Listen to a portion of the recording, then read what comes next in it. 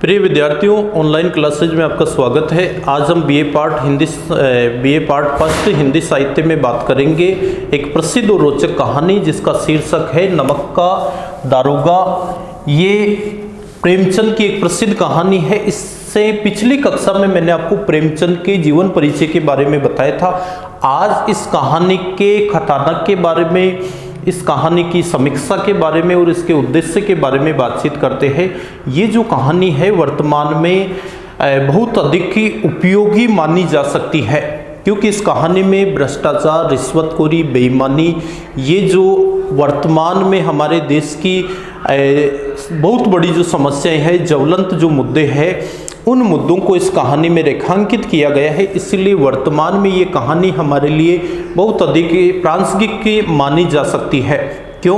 क्योंकि कहानी का जो नायक बंशीधर है, आज की युवा पीढ़ी को उसी बंशीधर का अनुसरण करना चाहिए कि किस तरीके से विषम परिस्थितियों में उसने धर्म के पथ पर डटने का कार्य किया है, किस तरीके से अपने कर्तव्य पर वो निष्ठावान रहा है, कैसे उसने बहुत अधिक उसको प्रलोभन दिया गया लेकिन फिर भी अपने मार्ग से विचलित नहीं हुआ।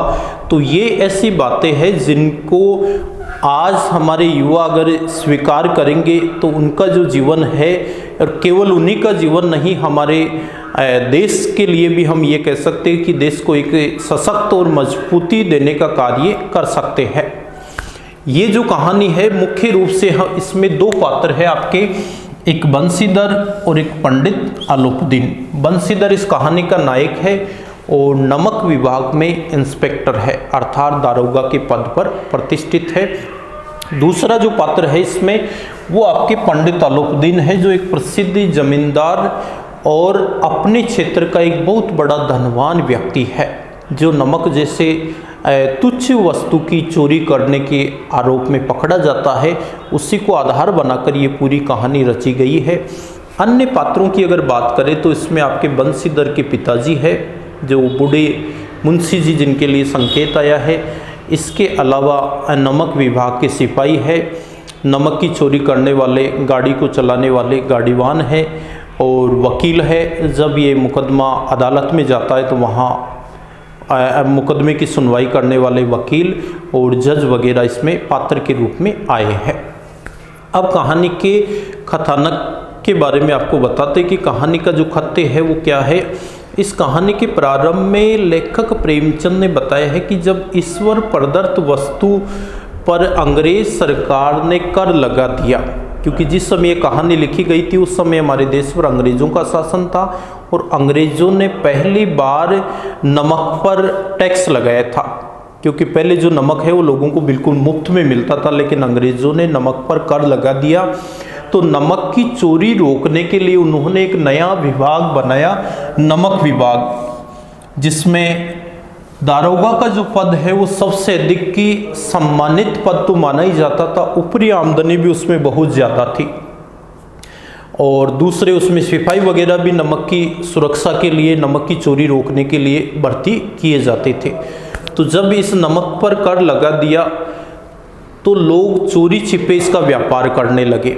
रात के अंधेरे का फ़ायदा उठाकर लोग चुरा कर नमक को ले जाते और भारी मुनाफा उससे कमाते थे। इसीलिए नमक विभाग में जो दारोगा का पद था वो बड़ा प्रतिष्ठित और ऊपरी आमदनी का सबसे बड़ा स्रोत माना जाता था उस समय। यही कारण था कि उस समय जो बड़े बड़े वकील थे वो उनका भी जी ललचाता था, और यहाँ तक कि जो पटवारी जैसा सर्व सम्मानित पद छोड़कर भी लोग नमक विभाग में दारोगा पद की बकरंदाजी करने लगे थे, अर्थात उसके लिए लालायित रहने लगे थे, और अधिकारियों के पोबारा हो रही थी। ये मुहावरा है पोबारा होना, जिसका अर्थ होता है बहुत अधिक लाभ होना। इसलिए हर व्यक्ति यही सोचता था कि मुझे नमक विभाग में नौकरी मिले, और नमक विभाग में भी कौन से पद पर नौकरी मिले, नमक विभाग में दारोगा के पद पर मुझे नौकरी मिले।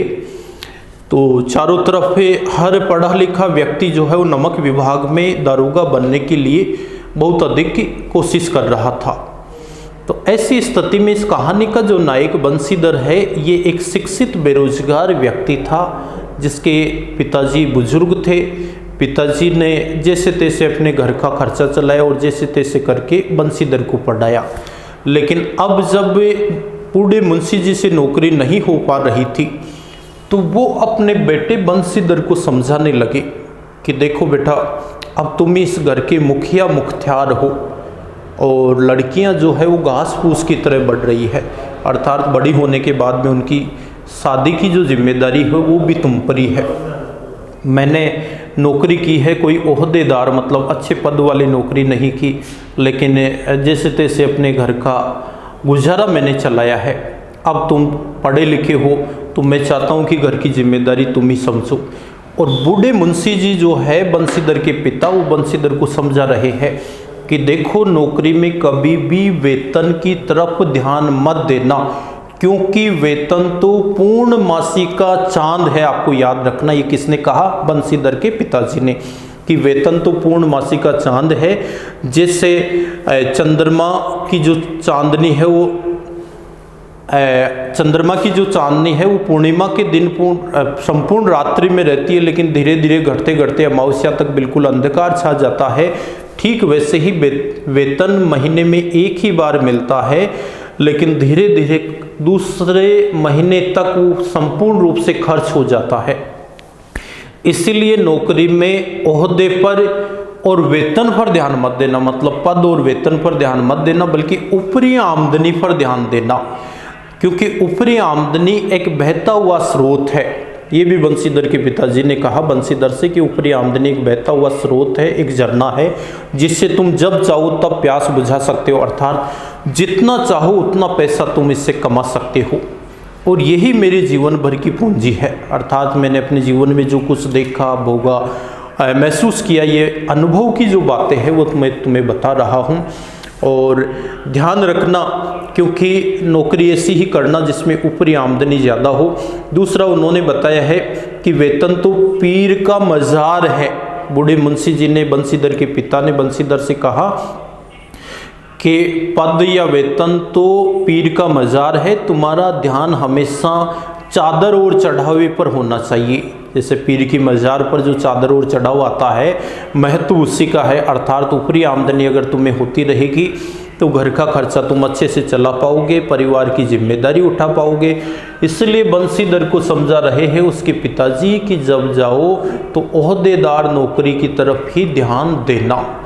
तो ये सारी बातें सुनने के बाद में बंसीधर अच्छे सकून से चले थे और जाते ही जाते नमक विभाग में दारोगा के पद पर प्रतिष्ठित हो गए, जिस पद को प्राप्त करने के लिए बड़े बड़े लोग भी लालायित थे। आपको पहले बताया कि वकील है, पटवारी है, वो अपना पद, अपनी नौकरी छोड़कर नमक विभाग में दारोगा बनना चाहते थे, लेकिन अपनी मेहनत से और अपनी लगन से और अपने प्रयास से बंसीधर ने वो नौकरी बिना किसी सिफारिश के प्राप्त कर ली, जो बड़ी बड़ी सिफारिश से भी लोगों को नहीं मिल पाती थी। जब नमक विभाग में नौकरी का समाचार बूढ़े मुंशी जी को पहुंचा तो वो फूले नहीं समाए। ये भी एक मुहावरा है कि फूला नहीं समाना, अर्थात अत्यधिक प्रसन्न होना। और ये बात सुनकर बंसीधर के जो साहूकार वगैरह जिनसे ऋण बंसीधर के पिताजी ने ले रखा था, वो सब भी कुछ कमज़ोर पड़ गए। अर्थात उन्होंने भी सोचा कि बेटे की अच्छी नौकरी लग गई तो निश्चित रूप से पैसे हमें मिल जाएंगे। इसके अलावा पड़ोसियों के हृदय में सूल चुभने लगी।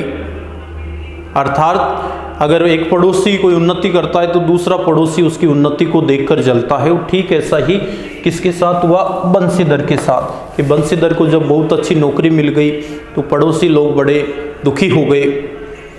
तो ये स्थिति हम ये कह सकते कि बंसीधर के परिवार में चारों ओर खुशियाँ छा गई और पड़ोसियों के यहाँ बहुत अधिक दुख का वातावरण फैल गया कि इसको इतनी अच्छी, बंसीधर को इतनी अच्छी नौकरी कैसे मिली। अब नौकरी में लगने के बाद लगभग मुश्किल से 6 महीने बीते होंगे, लेकिन इन 6 महीनों में बंसीधर ने अपने कार्य से बड़े जो अधिकारी थे उनको बड़ा प्रभावित किया और बड़ी लगन के साथ, बड़ी निष्ठा के साथ, ईमानदारी के साथ वो अपना कार्य कर रहे थे। इसलिए इन 6 महीनों में चारों ओर बंसीधर की एक ईमानदार अफसर के रूप में चर्चा होने लगी। अब इसमें आगे की बात जो है वो अपने पंडित अलाउद्दीन से जुड़ी हुई है कि जाड़े के दिन थे, रात का समय था, जितने भी जो सिपाही थे और ये नमक विभाग के जितने भी जो चौकीदार थे वो सब नशे में मस्त पड़े थे और बंसीधर भी उस समय मीठी नींद में सोया हुआ था। तो अचानक ही उन्हें, जहाँ उनका विभाग था उसके पूर्व की तरफ यमुना नदी बहती थी और यमुना नदी को पार करने के लिए एक पुल बना हुआ था जिससे नावें या साधन वगैरह गुजरते थे। तो बंसीधर सोए हुए थे तो अचानक उनके कानों में गाड़ियों के गड़गड़ाहट की आवाज़ सुनाई थी। तो बंसीधर तुरंत उठ बैठे हुए और सोचा कि ज़रूर कोई गोलमाल है। तो तुरंत उन्होंने अपनी वर्दी पहनी, अपना तमंचा अपनी जेब में रखा और घोड़े पर सवार होकर यमुना नदी के उस जगह चले गए, उस किनारे पर चले गए जहाँ वो पुल बना हुआ था। तो जाकर उन्होंने देखा कि कुछ जो गाड़ियाँ हैं वो बोरों में कुछ लदकर उस पुल को पार कर रही है। तो बंसीधर को बड़ा संदेह हुआ, सोचा कि ज़रूर कुछ गड़बड़ है, गोलमाल है। तो उसने घोड़ा जो है वो गाड़ियों के पास ले जाकर बोला कि किसकी गाड़ियाँ हैं। तो गाड़ी वालों में हलचल हो गई, कोई कुछ भी बोला नहीं। तो फिर बंसीधर कहता है कि क्या तुम सब गूंगे हो? तो एक गाड़ी वाले ने जवाब दिया कि पंडित अलाउद्दीन की। तो बंसीधर कहता है कौन पंडित अलाउद्दीन? तो एक गाड़ी वाला जवाब देता है कि दातागंज के। आपको याद रखना है कि ये पंडित अलाउद्दीन कहाँ के रहने वाले थे? दातागंज के। ये नाम सुनते ही बंसीधर को बड़ा आश्चर्य हुआ, चौंक पड़ा। क्यों? क्योंकि ये पंडित अलाउद्दीन अपने क्षेत्र के सबसे बड़े धनवान व्यक्ति थे, जिनका लाखों का लेन देन चलता था और इस क्षेत्र में बड़े से लेकर छोटा तक ऐसा कोई व्यक्ति नहीं था जिसका सहयोग पंडित अलाउद्दीन ने नहीं किया हो। अर्थात सभी उनके उपकार के बोझ से या कर्ज से दबे हुए थे। तो पंडित अलाउद्दीन का नाम सुनकर बंसीधर को सहज ही विश्वास ही नहीं हुआ। क्यों? क्योंकि वो अपने समय के बहुत बड़े धनवान थे। यहाँ तक कि अंग्रेज अफसर भी अगर उनके क्षेत्र में शिकार खेलने के लिए आते थे तो पंडित अलाउद्दीन के घर ही ठहरते थे। तो बंसीधर ने सोचा कि इतना बड़ा व्यक्ति और एक तुच्छ लाभ के लिए, थोड़े से लाभ के लिए नमक जैसी तुच्छ वस्तु की चोरी करेगा, ये बात सहज ही उनके गले नहीं उतरी। तो बंसीधर ने गाड़ी वालों से कहा कि अपने मालिक को बुलाओ।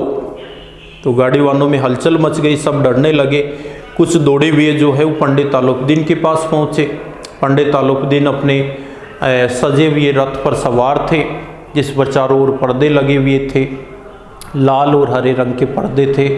बैल भी जो थे उनकी गाड़ी के काफ़ी सुंदर बैल थे। तो उसमें आराम कर रहे थे, पंडित अलाउद्दीन आराम से लेटे हुए थे। तो गाड़ी वालों ने जाकर कहा कि दारोगा ने गाड़ियाँ रोक दी है।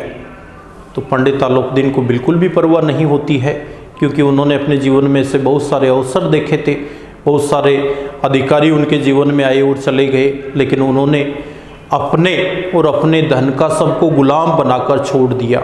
ये भी याद रखना कि पंडित अलाउद्दीन ने अपने और अपने धन का सबको गुलाम बनाकर छोड़ दिया। तो गाड़ी वालों से क्या कहते कि चलो हम आते हैं। इसके बाद में पंडित अलाउद्दीन पान के बीड़े लगाकर बड़ी शालीनता के साथ बंसीधर के सामने उपस्थित होते हैं और कहते हैं कि क्यों बाबू साहब, क्या हुआ, गाड़ियाँ क्यों रोक दी? तो बंसीधर कहता है कि सरकारी हुक्म, कि सरकारी आदेश है, क्योंकि आप नमक की चोरी कर रहे हो।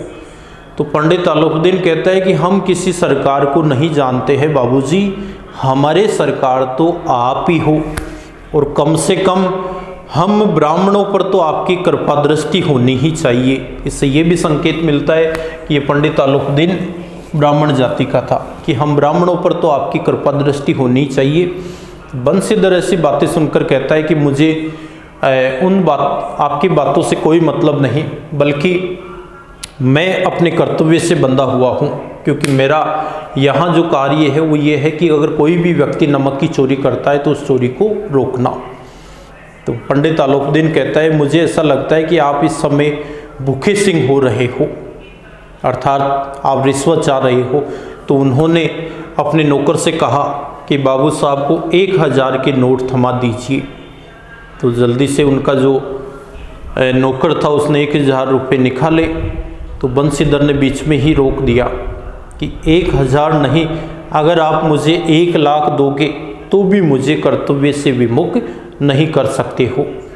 तो अब धर्म और धन के बीच संग्राम होने लगा। याद रखना कि अब धर्म और धन के बीच संग्राम होने लगा। संग्राम का अर्थ होता है युद्ध, और धन तो किसके पक्ष में था? पंडित आलोकुद्दीन के पक्ष में। और धर्म किसके पक्ष में था? आपके बंसीधर के पक्ष में। धन ने उछल उछल कर धर्म पर आक्रमण करना शुरू कर दिया, क्योंकि पंडित आलोकुद्दीन को अपने धन की संख्या पर अखंड विश्वास था। और पंडित आलोकुद्दीन को ये विश्वास था, लक्ष्मी पर बहुत ज़्यादा विश्वास था। वो ये मानते थे कि लक्ष्मी का राज इस धरती पर तो क्या, स्वर्ग पर भी लक्ष्मी का ही राज है। अर्थात धन में वह बल है कि वो चाहे जिस व्यक्ति को खरीद सकती है। ये विश्वास था पंडित आलोकुद्दीन का। लेकिन पहली बार किसी ऐसे अधिकारी से सामना पड़ा था जिसके सामने धन कुछ भी नहीं है, और वो है आपके बंसीधर। ये पंडित आलोकुद्दीन को अभी तक पता नहीं था, तो उससे धन की संख्या पर बड़ा विश्वास था। तो धन ने उछल उछल कर धर्म पर आक्रमण करना शुरू कर दिया। 1000 से बढ़कर पंडित आलोकुद्दीन ने कहा 5000। 5 पर भी जब बंसीधर नहीं माना तो 5 से किए 10,000। 10 पर भी जब नहीं माना तो 10 से 15,000, और 15 पर भी नहीं माना तो नौपत 20,000 तक ही आ गई। तब भी बंसीधर ने कड़क कर अपने सिपाही से कहा कि जमादार बदलू सिंह, जल्दी से इस आदमी को हिरासत में लो। अब मैं एक शब्द भी आगे सुनना नहीं चाहता हूँ। किस आदमी को? पंडित आलोकुद्दीन को हिरासत में लो, क्योंकि इसने बहुत कुछ बोल दिया, काफ़ी प्रलोभन मुझे दे दिया, रिश्वत की भी काफ़ी पेशकश की, लेकिन मेरे ऊपर इन बातों का कोई असर नहीं पड़ेगा। तो बंसीधर की बात सुनकर इसका जो सिपाही था ना, उसका नाम भी इसमें आया है, आपको याद रखना है। क्या नाम आया है? बदलू सिंह। तो बदलू सिंह मन ही मन में दारोगा जी को गालियां देने लगा। किसको?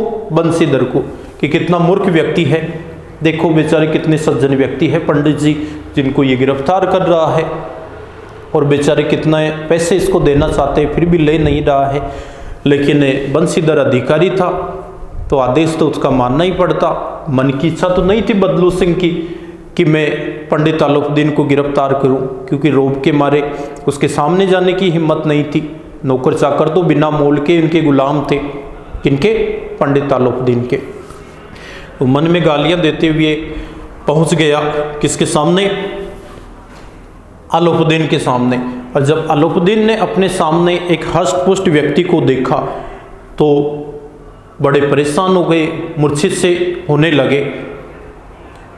तो फिर उन्होंने संख्या बढ़ाई कि 20 नहीं, क्या 30,000 पर भी नहीं। तो बंसीधर कहता है असंभव।